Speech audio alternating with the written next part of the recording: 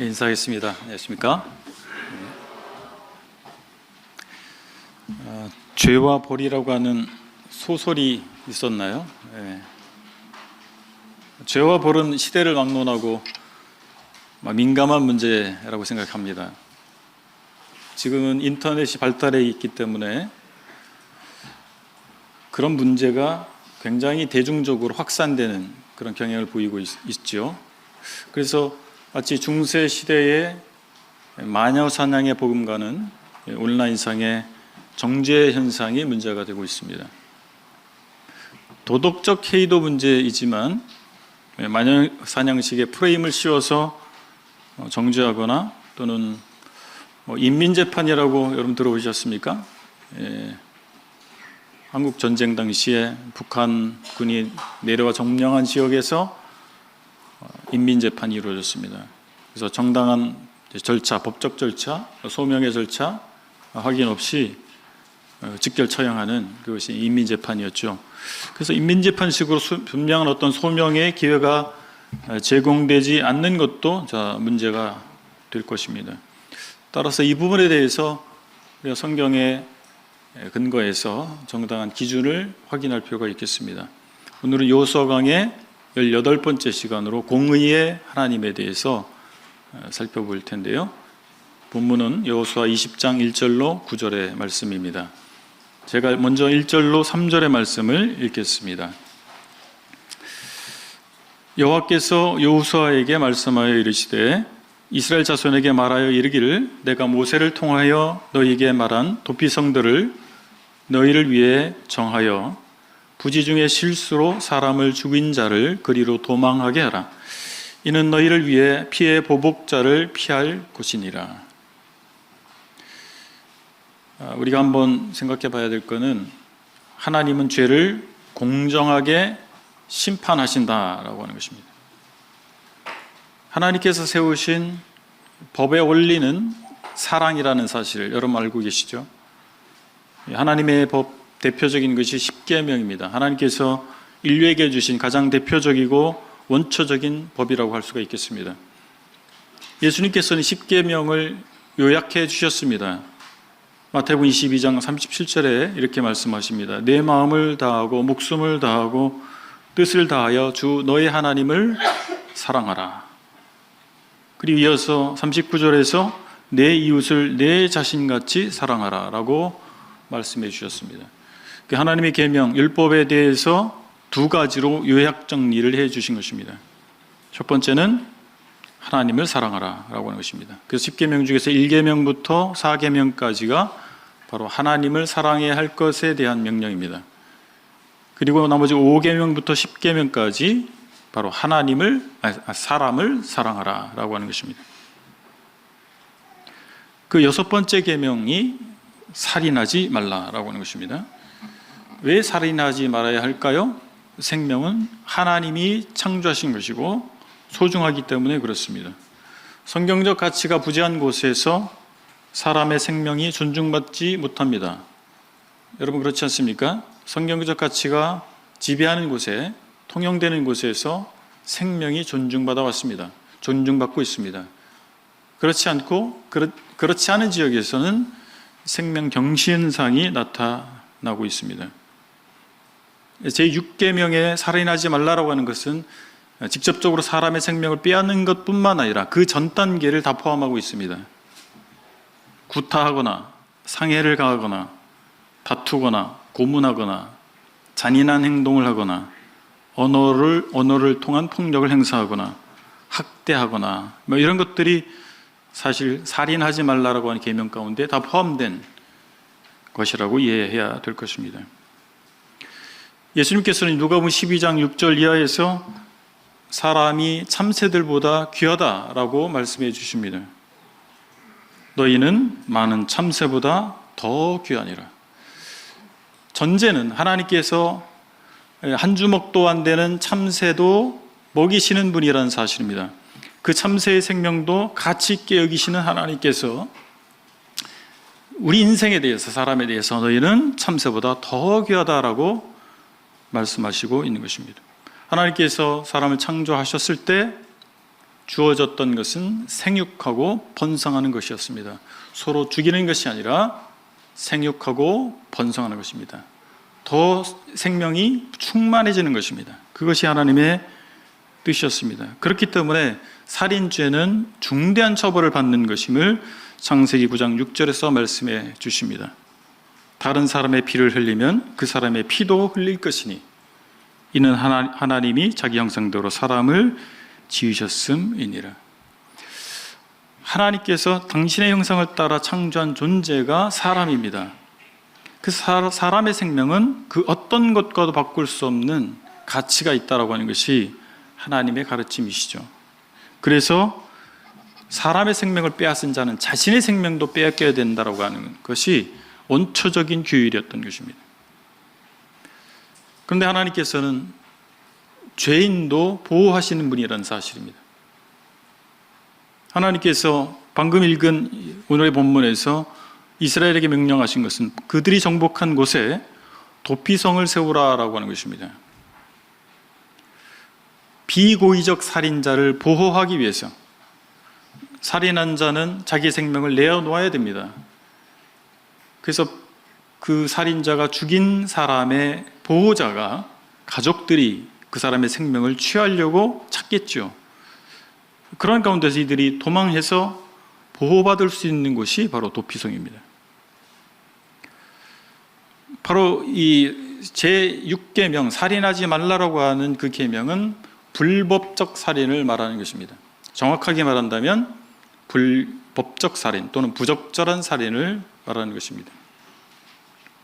살인이 죄인 것은 분명합니다. 그럼에도 불구하고 그 살인자를 좀 더 신중하게 그리고 관대하게 대할 것을 하나님께서 요구하고 계신 것입니다. 현대법에서는 과실치사라고 하는 용어로 정리하고 있습니다. 과실치사. 내가 의도하지 않았지만 살인이 벌어진 상태, 사람이 죽은 사태, 이런 것을 과실치사라고 이야기합니다. 그래서 이것이 이미 고대에 하나님께서 당신의 백성에게 주어진 법에서 이 고의적 살인과 그렇지 않은 살인을 구분한 모습들이 나타나 있다라고 하는 것입니다.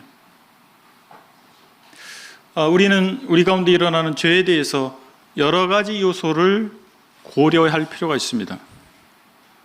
첫 번째는 그것이 죄인지 아닌지, 죄의 여부를 판단하는 문제입니다. 그 행위가 성경적 기준으로 죄가 되는가라고 하는 것입니다. 어떤 경우에는 단지 어떤 문화적인 이유 또는 오해 때문에 그 사람이 정죄받는 죄인으로 여겨지는 경우가 있기 때문에 그렇습니다. 어떤 문화에서는 그것이 죄로 여겨지지만 성경적 기준으로 볼 때는 죄가 아닌 경우가 있습니다. 우리도 그런 부분에 대해서 생각해 봐야 되고, 그 사람을 단순히 몇몇 가지 사실만 가지고 들은 이야기를 통해서 그를 정죄하는 오류를 범하지 말아야 될 것입니다. 분명하게 확인할 필요가 있겠습니다. 두 번째는 그 동기와 과정을 봐야 됩니다.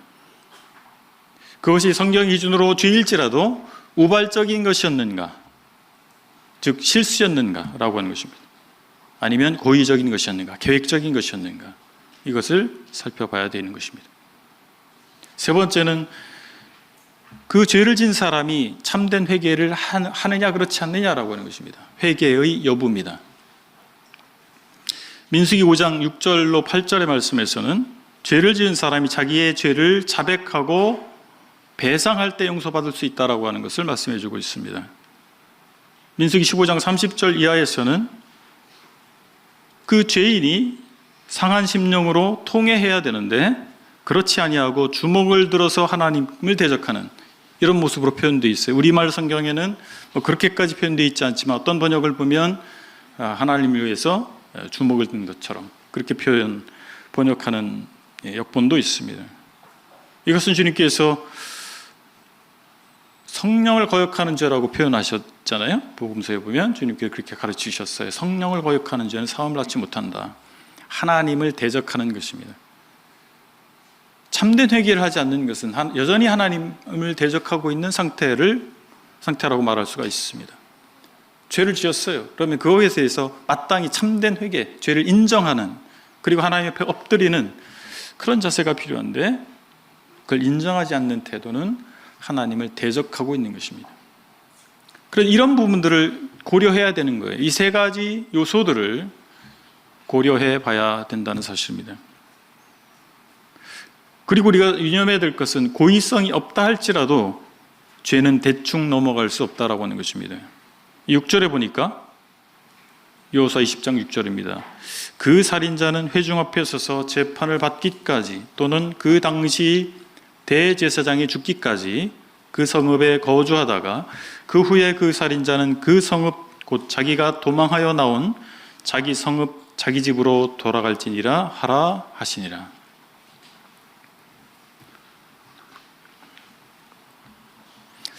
여러분, 레위기 4장에서 속죄제사의 규례가 나옵니다. 근데 여기서 반복되는 표현이 있어요. 레위기 4장에서 부지 중에 범하여입니다. 온 회중의 죄에 대해서도 얘기할 때 부지 중에 범하여, 제사장의 죄에 대해서 얘기할 때도 부지 중에 범하여, 평민 중 하나가 부지 중에 범하여, 비고의적 범죄입니다. 여기에 대해서도 그 죄책이 그 사람에게 있다라고 하는 전제를 말하고 있는 것입니다. 그렇기 때문에 속죄 제사를 드려야 한다라고 하는 거예요. 내가 의도치 않았어요. 그런데 죄를 졌어요. 그것을 알게 됐습니다. 그러면 죄의 대가를 지불해라 라고 하는 것이 레위기 4장의 가르침이라고 하는 것입니다. 도피성은 죄인이 피할 수 있는 안전한 장소입니다. 피의 보복자, 내가 의도치 않았지만 살인한 그 가족이 나를 죽이려고 할 때 도망가서 피할 수 있는 곳, 그것이 바로 도피성입니다. 그런데 그 사람이 도피했다 할지라도 결과를 지불하는 곳이다라고 하는 것입니다. 함부로 나갈 수 없어요. 이동의 자유가 없습니다. 이동의 자유가 박탈되는 것입니다. 도피성에 있는 동안. 그래서 도피성은 은신처이면서 또한 감옥이기도 한 것입니다. 대제사장이 죽는 날까지 그 성을 떠날 수 없어요.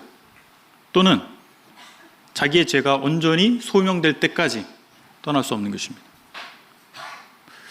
우리는 실수로 지은 죄이기 때문에 괜찮아, 난 거기에 대한 책임이 없어라고 말할 수가 있어요. 그러려고 합니다. 그러나 실수로 지은 죄를 하더라도 잘못에 대한 책임을 지려는 태도가 필요한 것입니다. 하나님 앞에 회개하기만 하면 모든 책임이 면책된다라고 하는 생각은 전혀 복음적이지 않습니다.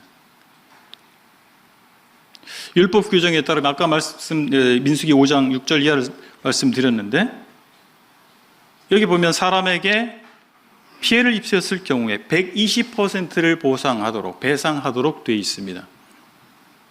그냥 100만 원 너치를 내가 손해를 입혔다면 100만 원 갚는 게 아니고 120만 원을 보상해야 됩니다. 이것이 성경의 가르침입니다. 사도들의 시대, 성경이 기록되던 시대에 영지주의자들이 있었습니다. 이 사람들은 자신들은 무죄한 상태가 됐다라고 얘기합니다. 그래서 회개할 것이 없다라고 주장을 했어요. 거기에 대해서 사도 요한은 그런 주장은 바로 하나님을 거짓말장애로 만드는 신성모독적인 범죄다라고 지적하고 있지 않습니까? 요한일서 1장 10절에서 이렇게 말씀합니다. 만일 우리가 범죄하지 아니하였다 하면 하나님을 거짓말하는 이로 만드는 것이니 또한 그의 말씀이 우리 속에 있지 아니하니라. 한 걸음 더 나아가서 그 사람이 정말 거듭난 그리스도인이냐라고 하는 것에 대한 의문을 사도 요한은 제기하고 있는 것이지 않습니까?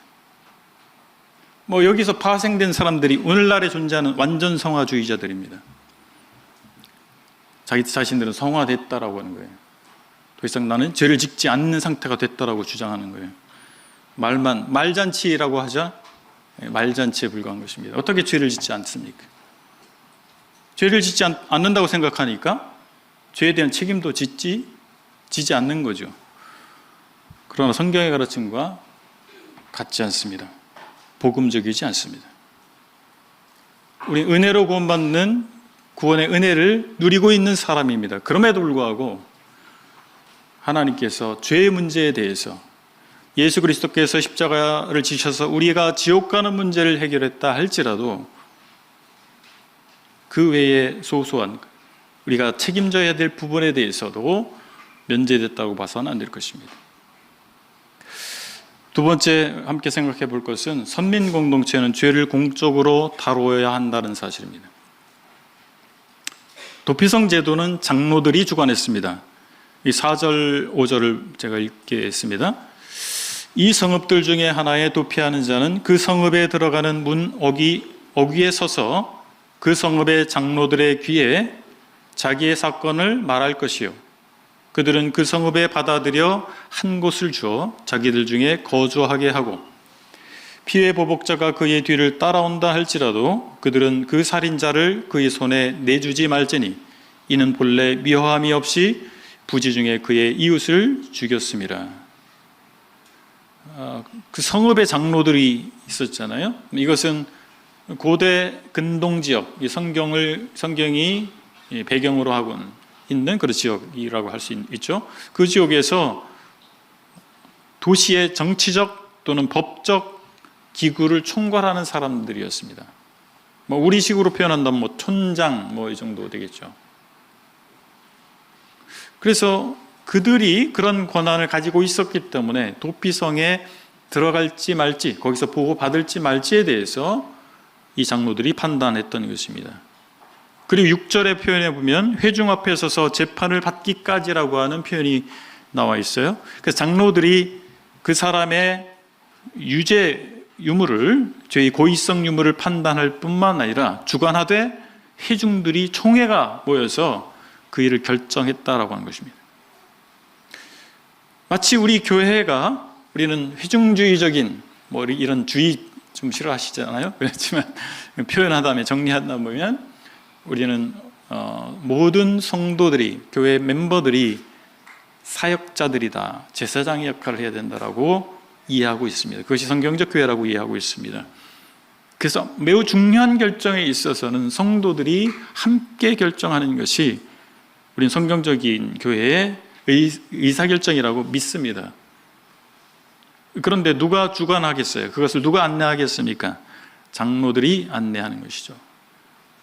신약 성경에서 장로, 감독, 목사가 같은 역할을 하는 사람으로 말씀해주고 있지 않습니까? 근데 그런 사람들이 교회에 있고 그들에 의해서 이 죄의 문제, 회중 가운데 발생한 이 죄의 문제를 다루어야 한다는 사실을 말씀해 주고 있는 것입니다. 그리고 이 도피성에 수용 규정이 있었다라고 하는 거예요. 두 단계를 거쳐서 이 사람이, 도피성에 내가 보호받고자 하는 사람은 두 단계를 거쳐야 됐습니다. 첫 번째는 그 성읍의 장로들이 만족할 만한 답변을 들어야 했습니다. 장로들이 물어보는 거예요. 당시 정말 고의적인 살인이 아니었는지 그 정황들을 장로들이 듣습니다. 그리고 일단 허용합니다. 들어오도록. 그리고 나서 그 성읍의 총회가 모여서 모든 성읍의 의결권을 가진 사람들이 다 모여서 그의 소송 사건을 판단해야 됐던 것입니다. 그리고 나서 두 가지 기준을 또 충족될 때까지 이 사람은 도피성을 떠날 수 없어요. 첫 번째는 그의 소명이 확인이 돼야 됩니다. 나는 억울합니다. 난 의도적 살인을 하지 않았습니다. 라고 하는 것이 확인이 되어야 됐습니다. 또 하나는 대제사장이 죽기까지입니다. 둘 중에 하나가 충족돼야 돼요. 자기의 살인이 고의성이 없었다라고 하는 것이 증명되든가 아니면 대제사장이 죽을 때까지. 아마도 이것은 이제 화가 치밀어서 내 가족을 죽인 자를 내가 그 생명을 빼앗겠다라고 쫓아오는 그 보복자의 마음을 좀 가라앉힐 수 있는 시간을 제공할 수도 있겠습니다. 냉각기라고 하죠. 쿨링 다운이라고 하잖아요. 마음을 좀 진정시키고 감정적으로 판단하지 않을 수 있는 시간을 확보하는 차원일 수도 있겠습니다. 그런데 이 도피자가 이동의 제한 가운데서 재판을 받도록 돼 있었어요. 그냥 일단 받아주고 이렇게 하는 것이 아니고 이동 제한이 있었다라고 하는 거예요. 그 가운데서 재판을 받는 것입니다. 자유롭게 활동하도록 허락되지 않았다라고 하는 거예요. 아까 말씀드린 것처럼 하나의 감옥 역할도 했다라고 하는 거예요. 미결수죠, 미결수. 미결수가 자기 마음대로 어디든지 갈 수 있지 않지 않습니까? 오늘날에도 마찬가지입니다. 왜 대제사장이 죽을 때까지였을까요? 이 사람이 그냥 미결수 상태에서 그냥 있는 것이 아니고 대제사장의 일을 돕는 역할을 했다라고 하는 것입니다. 조수 역할을 한 것이죠. 우리는 여기서 좀 생각해 봐야 됩니다. 소명의 기회가 누구에게나 편하게 제공돼야 됩니다. 어떤 범죄 사실이 좀 의문이 생겼어요. 누군가가 범죄한 것 같아요. 죄를 지은 것 같아요. 근데 거기에 대해서 충분한 소명을 할 수 있는, 용이한 소명을 할 수 있는 그런 상황이 제공돼야 된다고 하는 것입니다. 도피성은 접근성이 굉장히 좋은 위치에 있었어요. 7절, 8절을 제가 읽겠습니다. 이에 그들이 납달리의 산지 갈릴리의 게데스와 에브라임 산지의 세겜과 유다 산지의 기랏 아르바 곧 헤브론과 8절 여리고 동쪽 요단 저쪽 르우벤 지파 중에서 평지 광야의 베셀과 갓 지파 중에서 길랏 라못과 므낫세 지파 중에서 바산 골란을 구별하였으니 총 6개의 도피성이 구별됐습니다. 요단강을 기준으로 서편에 3개, 동편에 3개가 있었습니다. 서편에 있는 도피성들을 한번 지도를 나중에 한번 살펴보세요. 아주 적절한 위치입니다. 이스라엘 백성이 서편에서 차지한 정복한 땅에서 걸어서 도보로 하루 안에 갈 수 있는 거리에 다 있습니다. 동편도 마찬가지입니다. 하루 안에 걸음으로 하루 안에 도착할 수 있는 거리에 도피성들이 배치되어 있었습니다. 이유는 무엇입니까? 그렇지 않으면 너무 멀면 도망가다가 잡혀서 죽을 수 있잖아요. 그래서 신속하게 도피할 수 있는 위치에 도피성을 뒀다라고 하는 것입니다. 그리고 신명기 19장에 보면 도피성으로 가는 길을 닦아 놓으라고 명령하고 있습니다. 거리가 가까워도 뭐 산이 험악하고 뭐 이렇게 되면 가기가 어렵겠죠. 근데 길을 닦아 놓으라는 거예요. 빨리 갈 수 있도록. 그리고 9절에 보면 모든 사람이 도피할 수 있었습니다. 이는 곧 이스라엘 모든 자손과 그들 중에 고려하는 거민을 위하여 선정된 성읍들로서 누구든지 부지 중에 살인한 자가 그리로 도망하여 그가 회중 앞에 설 때까지 피의 보복자의 손에 죽지 아니하게 하기 위함이라. 여기 보면 이스라엘 모든 자손이 나오죠. 그 다음에 그들 중에 거류하는 거민. 그러니까 이스라엘 백성들, 혈통적 이스라엘 백성을 얘기하는 거고, 이스라엘이 정복한 땅에 거주하는 이스라엘 백성이 아닌 거주하는 백성들이 있었잖아요. 이민족들이죠. 그들까지도 도피성의 혜택을 받을 수 있게 했다라고 하는 것입니다. 죄를 범했다 할지라도 처벌은 해야죠. 그러나 지나치게 처벌되지 않는 그런 제도를 마련해 주신 것입니다. 충분히 죄인도 보호받아야 된다는 것입니다. 요즘 같은 이런 21세기의 인권이 굉장히 보편적으로 적용되는 사회에서는 이런 말이 상식처럼 통하고 있습니다. 그러나 이 고대 사회에서 청동기와 철기가 왔다 갔다 하는 이 고대 사회에서 이런 죄인의 인권을 보호해야 한다는 사상을 어떻게 누가 고안해낼 수가 있겠습니까? 하나님께서 그렇게 하신 것입니다. 교회는 성경적 원칙을 따라서 죄를 다루어야 합니다. 먼저 교회 지도자들의 안내를 받아야 됩니다. 이스라엘 백성에게 장로가 있었듯이 교회에 목회자들이 있습니다. 이 목회자들은 교회의 중대한 사안의 의사결정을 안내하는 역할을 하고 있는 것입니다. 그들이 뭔가 상위에 어떤 높은 신분을 가지고 있는 사람이 아니고 그런 의사결정에 있어서 안내자가 필요하지 않겠습니까? 모든 사람이 다 이 말하고 저 말하면 어렵겠죠. 혼란스러울 것입니다. 그래서 대표자들로서 이 문제를 안내하는 그런 사람들이라고 할 수 있겠습니다. 그리고 성경적 원칙과 절차를 따라야 됩니다. 마태복음 18장에서 교회가 아직 세워지기 전에 예수님께서는 당신을 따르는 사람들, 당신의 가르침에 순종하는 제자들이 그들의 공동체 가운데서 죄의 문제를 어떻게 다뤄야 할 것인가를 원칙을 제시해 주셨습니다. 15절로 18절에 보면 그 원칙은 이런 순서로 진행됩니다. 첫 번째, 개인적으로 권고합니다. 누군가 범죄한 것을 알게 됐어요. 그러면 개인적으로 가서 권고하는 겁니다. 돌이키도록. 그 개인의 말을 듣지 않았을 때 복수의 인원이 가서 권고합니다. 그 복수의 인원이 가서 권고해도 듣지 않으면 교회적으로 권고합니다. 교회적 권고를 듣지 않으면 출교하는 것입니다. 그들의 모임 가운데서 이제 멤버십을 박탈하는 것이 출교가 되겠습니다. 그런 이 모든 과정에서 최종적 결정을 하기 전에 복수의 증인을 필요로 하는 것입니다. 왜냐하면 모함을 받을 수도 있기 때문에 그렇습니다. 이상의 모든 내용들을 충족해서 수행된 징계는 하나님의 권위가 있다라고 하는 것을 18절에서 말씀해 주고 있습니다. 하늘에서도 매일 것이요. 땅에서 사람이 행한 행위이지만 하나님께서 그것을 인정해 주신다라고 하는 표현인 것이죠. 그래서 우리는 교회의 결정을 존중해야 될 것입니다. 당신들만 교회야? 난 다른 교회 가면 되지. 사실 이 이유 때문에 개신교단에 개신교 안에 많은 교단들이 있잖아요. 초기에 그들도 다 징계가 있었어요. 근데 예를 들어서 장로교에서 징계를 하니까 감리교회로 가요. 감리교에서 징계하니까 침례교회로 가요. 그러니까 징계해봐야 교인 뺏기는구나. 대부분 그런 이유인 것 같아요. 그래서 징계가 지금 다 사라졌습니다.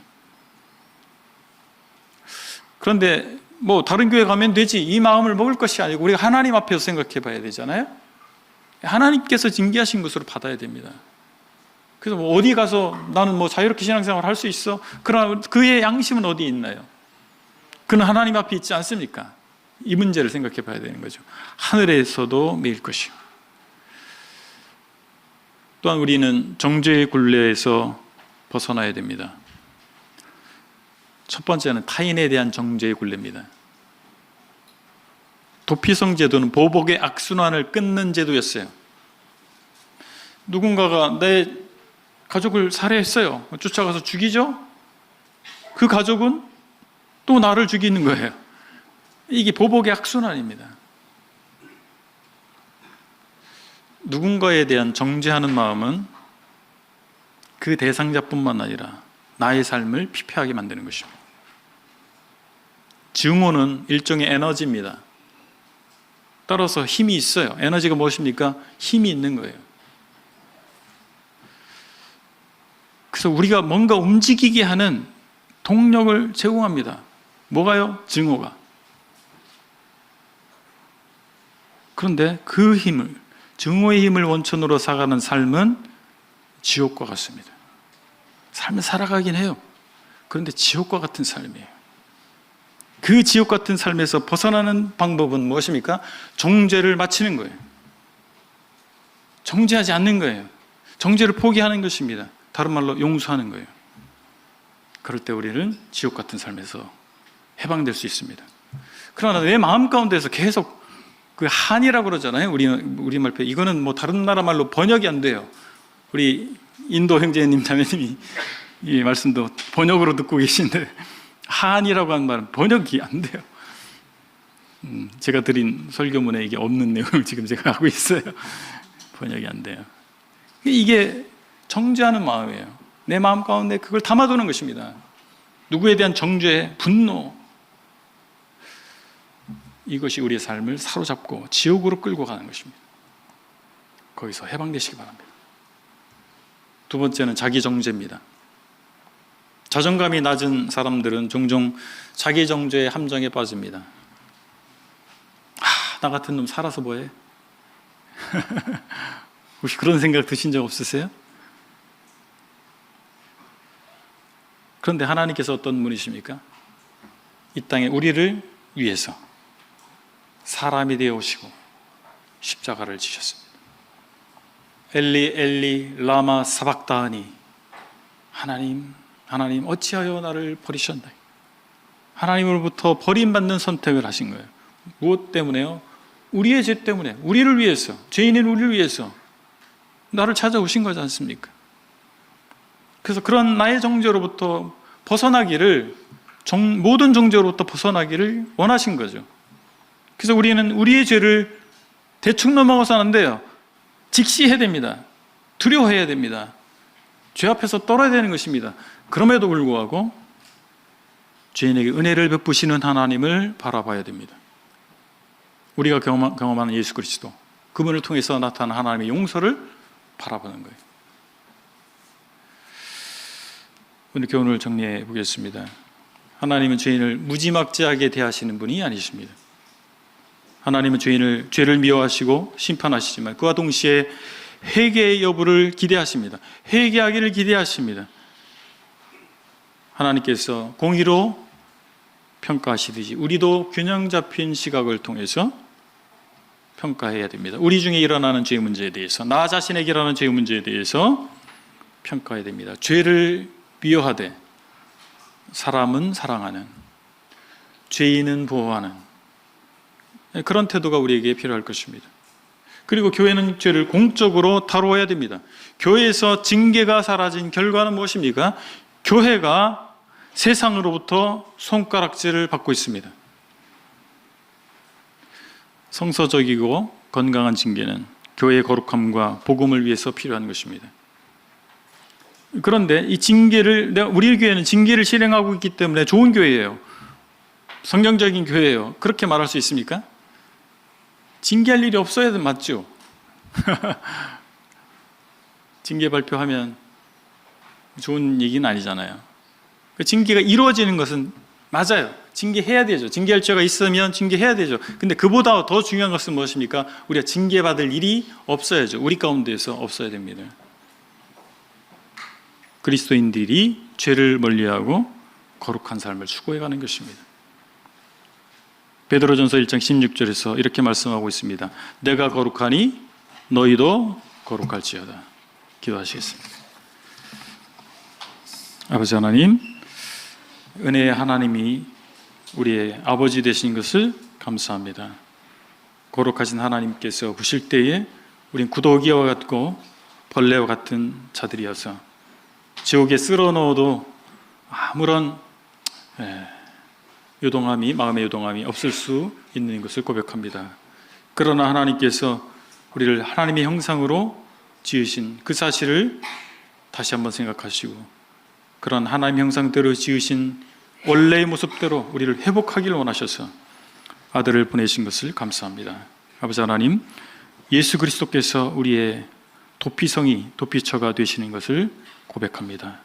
아버지 하나님, 저희가 마땅히 죄로 말미암아 영원한 불못에 떨어져야만 하는데 우리 주님께서 저희 대신 그 벌을 받아주시고 우리를 안전하게 구할 수 있게 인도해 주시는 것을 감사합니다.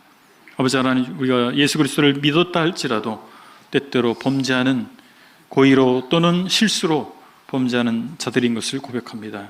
그럴 때마다 하나님 앞에 진정으로 회개할 수 있는 회개의 영을 허락해 주시고 하나님 앞에서 책임을 다하는 이런 마음들을 가질 수 있도록 인도해 주시며 우리 가운데에서 일어난 이런 문제에 대해서 하나님의 선민의 공동체로서의 거룩성을 지켜가는 이런 저희가 될 수 있도록 은혜 베풀어 주시기를 원합니다. 내가 거룩하니 너희도 거룩할지어다라고 하는 명령을 마음에 새기는 저희가 될 수 있기를 원합니다. 감사하며 예수 그리스도의 이름으로 기도했습니다. 아멘.